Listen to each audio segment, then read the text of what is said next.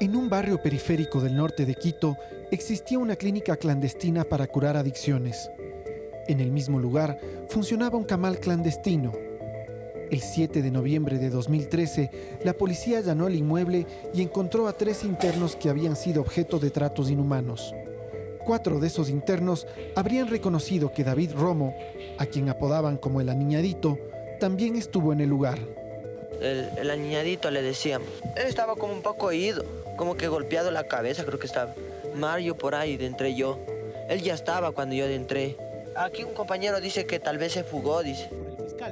Ese testimonio recogido por la prensa en el momento concuerda con algunas versiones que aparecen en el expediente que Alexandra ahora tiene en sus manos. Le decíamos el Aniñadito, porque no le gustaba dormir en esas camas. Pasaba como zombie parado en la puerta, no tenía ropa, nunca le visitó ningún familiar. El dueño le pegaba por cuanto él no quería dormir. Pasaba desvelado toda la noche. Él me dijo que le han cogido borracho y no ha sabido dónde. Yo le veía muy frustrado, triste, bajoneado. En las noches siempre lloraba y siempre nos decía que nunca ha hecho el mal a nadie y que no merece esto, y que había sido capturado caminando por la calle. Pero eso no es todo. Un interno que escapó de la clínica le comentó a una familiar que había visto a David. Me decía que aquí hubo un muchacho que entró y nunca salió. Cuando ya pusieron los afiches del muchacho, me dijo que era él. En el afiche decía David Romo.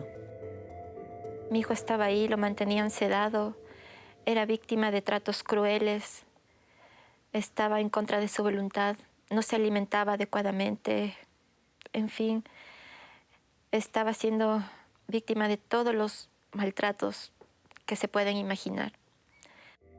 Otra versión de un muchacho interno en la clínica menciona por primera vez un presunto asesinato de David. Una noche se encontraban en el camal clandestino y él habría sido testigo presencial de la muerte, descuartizamiento y desaparición del cuerpo de David Romo. La policía detuvo a 4 personas, cuyos récords delictivos incluyen delitos contra la vida. Fueron apresados y se levantaron cargos por tráfico de personas, mas no por asesinato. Meses después, compañeros de celda de estos detenidos hicieron revelaciones contundentes. Otro PPL habría visto fotografías de varios cadáveres de personas. En el celular pudo identificar un tatuaje en el costado derecho de las costillas, con letras chinas en un cuerpo descuartizado con su cara hinchada de similares características a las fotografías antes indicadas de David Romo. Sus compañeros de celda habrían comentado que conocieron a David Romo y quienes fueron los causantes de su desaparición habrían sido ellos mismos, alardeando de este hecho a los demás PPLs. Había asesinado a dicho joven en la parte del camal clandestino, despedazando su cuerpo en partes pequeñas para luego ocultarlo en un pozo séptico de 15 metros de profundidad, mezclando con las heces y desperdicios de los animales faenados. A mi hijo lo mataron. A mi hijo lo mataron de la peor manera. Y que eso quede ahí, sin investigarse, sin dar el paso que debe dar la fiscalía, solamente por temor a sus amenazas. E incluso según las conversaciones que hemos tenido con el exministro y según la hipótesis que maneja la fiscalía, a mi hijo lo hicieron 1000 pedazos. Y lo botaron en algún lugar, en algún basurero. Todo esto, como dice Alexandra, no es más que una hipótesis de los investigadores. Muchas de las personas también se quejan porque yo no acepto que mi hijo esté muerto. Y mientras yo no tenga en mis manos el cuerpo de mi hijo en la condición que sea, para mí David seguirá vivo. ¿Usted cree en esta hipótesis? No sé qué creer. No sé qué creer cuando no solamente está esa hipótesis, sino las conversaciones que he mantenido con el exministro del Interior y sobre todo cuando él en un medio de comunicación aseveró que mi hijo está muerto. Para criterio de la víctima existen suficientes elementos para llamar a un juicio, sobre todo porque este expediente tiene 2 años de ser escrito y a pesar de lo expuesto no se ha realizado una investigación por secuestro o por asesinato. El fiscal general nos advirtió que no iba a referirse a los detalles específicos del caso, pero está convencido que hacerlo público es un error. Porque aquí no estamos hablando de una investigación del robo de un accesorio de un celular, no estamos hablando de un delito menor, estamos hablando de la desaparición de un ser humano en el que tenemos que como fiscalía confirmar si existió o no una infracción penal de por medio. ¿Qué hace falta en esta investigación? ¿Cuánto tiempo más debe durar? Las investigaciones, ¿cuánto deben durar? Deben durar lo suficiente para establecer que existió una infracción y que esa infracción es atribuible a una persona. En tanto esos dos elementos estén juntos y hagan clic, en tanto esos dos elementos estén empatados, la Fiscalía está lista para formular cargos. A Alexandra le piden tiempo y paciencia. Ella dice que ya se le acabaron ambas. Esto lo viven manejando por más de 2 años. Una hipótesis que no se cierra hasta ahora. Esa es una investigación que no va a terminar nunca, porque según las propias palabras del fiscal que lleva el caso, el doctor Flores, dice que la investigación por la desaparición es imprescriptible, al igual que la reserva. La semana pasada, autoridades del Estado anunciaron en una rueda de prensa la renovación de políticas para la atención de personas con familiares desaparecidos.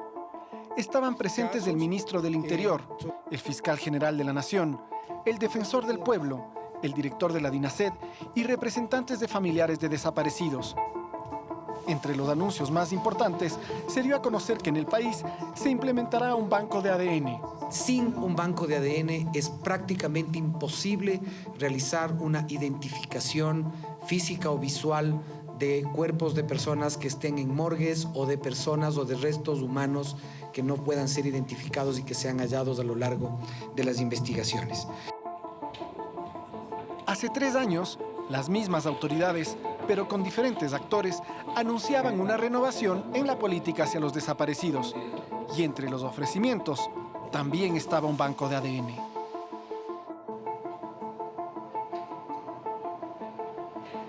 Si seguimos en este recorrido histórico de anuncios esperanzadores, veremos que en 2012, el Consejo de la Judicatura ofreció crear un banco de ADN. Y en 2011, en la Asamblea Nacional, se presentó un proyecto de ley de genética molecular y análisis de ADN que terminó archivado.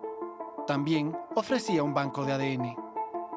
No queremos dudar de las buenas intenciones de las nuevas autoridades, pero es comprensible que las familias de los desaparecidos hayan dejado de creer en un Estado que dice estar de su lado y actúa de manera distinta. Y en el caso de Alexandra Córdoba, su frustración es doble. Por un lado, su hijo no aparece desde hace 4 años, y por otro, quienes tienen la posibilidad de encontrarlo no dan una sola respuesta. Lastimosamente no ha cambiado nada. Son 4 años y cerca de 4 meses en los que David sigue desaparecido, en los que el Estado ecuatoriano, cada una de esas autoridades, ha vulnerado no solamente los derechos de David, el derecho a la vida, a la integridad personal, a la libertad, sino los derechos de la familia. Desde el primer día en que mi hijo desapareció, he reclamado cada una de esas negligencias, de esas omisiones de parte de las autoridades, pero después de más de 4 años, el Estado ecuatoriano únicamente ha guardado silencio y reserva. ¿Pero a qué negligencia se refiere Alexandra? ¿De qué omisiones se está hablando? Según ella, solo se ha investigado desde la desaparición en el bus hacia adelante y no hacia atrás. Si David apareció en una clínica clandestina, ¿quién lo llevó hasta allá? ¿Fue un secuestro? ¿Estaba sedado o estaba con algunos tragos de más? El caso de la desaparición de David Romo continuará siendo un misterio mientras él no aparezca vivo o muerto. Desde la autoridad se cuestiona la intromisión de los medios acusando un entorpecimiento en las investigaciones. Sin embargo, los familiares de los desaparecidos recurren a la prensa ante la falta de una atención oportuna y cálida por parte de las autoridades.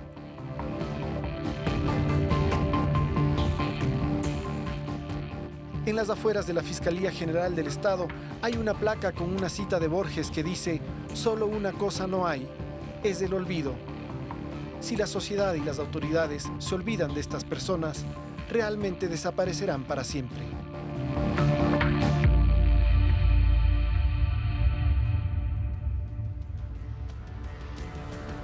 No cambie de canal, todavía tenemos más.